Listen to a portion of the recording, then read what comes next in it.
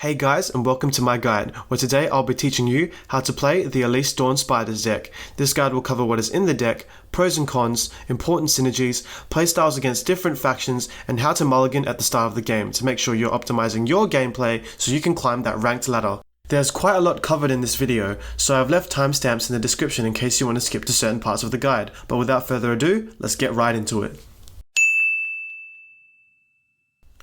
The ELISE Dawn Spiders deck is the perfect deck for players who are starting out because of its relatively low cost, as it only has 3 champion cards, 5 epic cards, and 4 rare cards, with the rest of the deck consisting of commons. So if you're a beginner, I would highly recommend you start off by learning and playing this deck. The power of this deck comes from its ability to sacrifice its own units in order to activate extremely powerful effects throughout the early to late game. This deck is explosive in the beginning and can constantly spawn low-cost followers, and with the use of Dawn Speakers, we can snowball these into powerful creatures that can overwhelm your opponent in the late game. The followers in this deck are susceptible to AoE spells and enemy followers and champions with the Overwhelm trait. So, to help you avoid losing your precious LP, we'll be covering the counters to this deck and how we can optimize your gameplay depending on what kind of decks you're up against later on in this guide.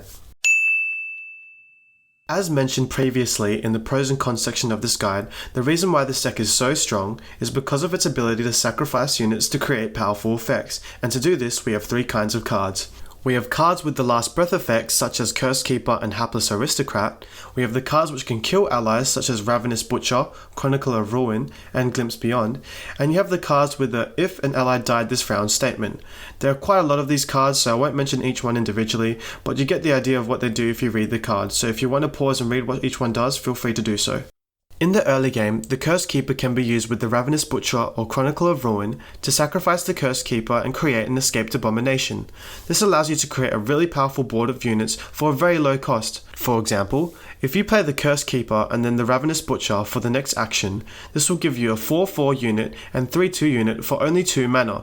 The pure value of your followers will overwhelm your opponents in the early game, forcing them into tough situations, allowing you to control the pace of the game. Before taking any action on your turn, be sure to formulate your synergies and identify how much mana they cost.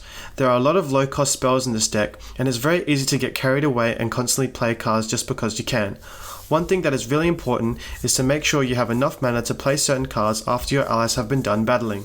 Let's picture the scenario. You have 5 mana, you have a bunch of low cost spells and followers in your hand with a Radiant Guardian in your hand as well. You have a full bench of spiders ready to attack. Instead of playing cards at the start of your turn, you could attack straight away. Your opponent may block and kill one of your spiders.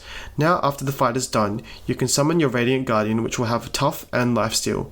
You will have a lot of situations like this in the game with other cards, so before you spend mana in the early stages of your turn, make sure you think about whether it would be more optimal to summon cards after you attack. The reason why we use ELISE in this deck is because spiders are really easy to kill off to activate synergies. You could easily fight or block with a spider and get it killed in battle to activate a powerful effect on a minion. To level up ELISE, you need to have 3 other spiders on the board, which is very easy to attain with cards like Hapless Aristocrat, Crawling Sensation, and with ELISE's ability to create a spider every time she attacks. After she levels up, you can easily kill off your spiderlings with the Challenger trait. This will activate more synergies within the deck and overwhelm your opponent with sheer value. The spiderlings are especially good with Dawn Speakers to snowball your small minions into big creatures, hence why the deck is called Dawn Spiders.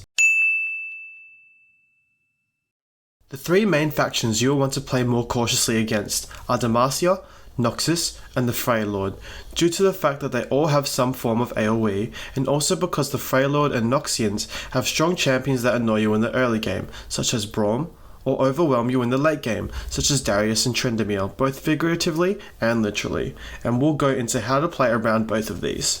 In this game, there are 2 types of AoE spells that you'll have to watch out for. The AoE spells that target units on the battlefield, such as Judgment, Death Lotus, or the attack effect on Tarzak, and the AoE spells that target your bench, such as Avalanche, Reckoning, and Chem Punk Shredder. To avoid the first type of AoE, just make sure you're aware of how much HP your battling units have, because all the spells so far do 1 damage, with the exception of Judgment, so when you're playing against Demacia, never play a full board when the opponent has more than 8 mana and has a creature with a high amount of attack. Here's an example of a naive me getting my butt kicked because I got cocky and played all my cards when I attack and I didn't need to. Feels bad. To avoid the second type of AoE, just make sure you keep some of your minions in your hand, or you can keep a back-to-back buff card so you can buff your minions out of death range. This can be useful sometimes to keep minions on the board. To deal with big champion cards, you have 3 options. Number 1, use the detain spell to capture the champion cards. The capture mechanic allows you to get rid of an enemy unit until one of your units is dead, and you get to choose both units. So say if your opponent plays a Trendemir, and you detain and capture with a strong unit like Raza, then Trendemir will be out of the game until Raza is killed. Number 2, the other way to deal with big units is to simply try and get 2 units on the enemy bench and play Raza in the same turn a unit is killed. While this card kills the 2 weakest enemy units, if there's only 2 units on the enemy bench, it will definitely kill these 2 units and can be used to get rid of multiple big units at the same time. Number 3, buff cards to the point where you can just kill the enemy champion. While this seems obvious, you can buff cards to kill enemy champions multiple ways in this deck, whether it be through Dawn Speakers over a bunch of rounds, or you can unexpectedly attack your opponent with a weaker creature and then play a back-to-back spell card to buff your own follower to kill the enemy champion. There are also a bunch of spell damage cards in this deck, just in case those pesky champions are on a tiny bit of health and you just want to finish the job.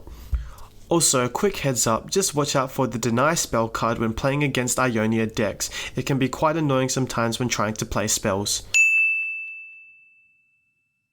At the start of the game, you want to keep Elise, Hapless Aristocrat, and Curse Keeper against any deck you play. Against aggro decks, you will want to keep the Ravenous Butcher and Curse Keeper combo ready, and Fleet Feather Tracker in your hand, as well as the low costing spells that add to your board or do damage, such as Crawling Sensation, Black Spear, and Vile Feast. Against control decks or decks with bigger minions, I recommend keeping Dawn Speakers as they will allow you to snowball those early game units, and also back to back, as you won't have to play many early game cards, so you can save up some spell mana and use this to surprise your opponents in battle. Chronicler of Ruin can also be kept if you found a Curse Keeper. Hope this guide helped you out, and if you want notifications on my other guides in the future, feel free to hit the bell and subscribe. Thanks for watching, and I hope to see you on the battlefield. I'll take you